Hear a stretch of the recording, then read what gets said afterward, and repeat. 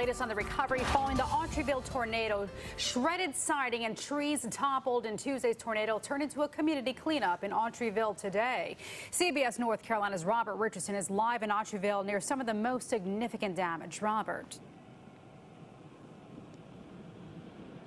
Well, Sharon, you may be able to hear some of the thunder rumbling in the background. Just saw a couple of flashes of lightning as thunderstorms returned to here in Sampson County. Behind me is the house that took a big blow from the tornado on Tuesday. You see the roof has been ripped off.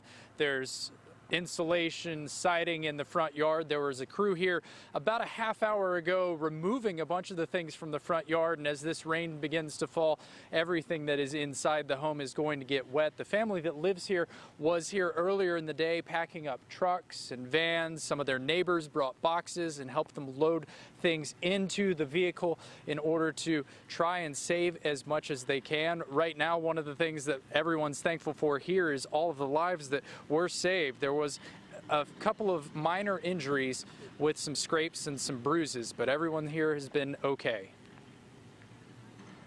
Even though her home is gone, Tori Turner says she's thankful things turned out the way they did. As long as I wasn't killed in this storm and the trailer crashed, for us to be killed, that's a miracle to see today. Family, friends, and neighbors picked up and packed up what they could. It's amazing how they made it out.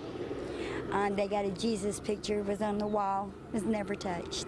The Bible was in the curio cabinet, never touched. Those items of faith are now at Mary Ann Young's house, where Turner and her husband will stay for a few days as they transition to another mobile home nearby. I have no furniture right now. I have no power right now. Maybe the power will be on tomorrow when I come. Maybe we can straighten up and get back to normal if the storm don't come through again. Neighbors are offering support emotionally. She's lost everything, and I just simply said, you're here, you're alive. Thank God. And physically, the Red Cross and United Way delivered donations. We were able to provide things as simple as bed linens and towels and kitchen utensils and things that they lost during the storm. Others from across the state and down the street spent the day clearing debris and helping victims clear their minds of the terror. Sounded like a train. It did. We went to the closet, waited just a couple of minutes to make sure everything was done, and we walked out, and we had debris all in our front yard. But most of the homes sustained little to no damage.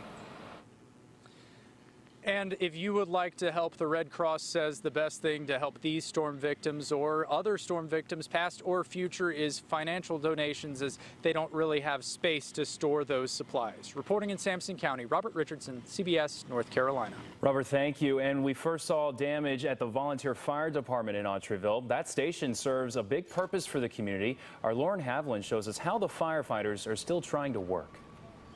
The Autryville Fire Department's building is destroyed. Despite that, firefighters are ready to respond to calls. Their building was directly hit by the EF1 tornado around 5 o'clock yesterday evening. 8 people, including 6 firefighters, were inside at the time, but walked away unhurt. The roof of the volunteer department now lies behind it. One of the support walls of the building is on top of 3 of their 4 fire engines. The chief says those 3 vehicles are destroyed.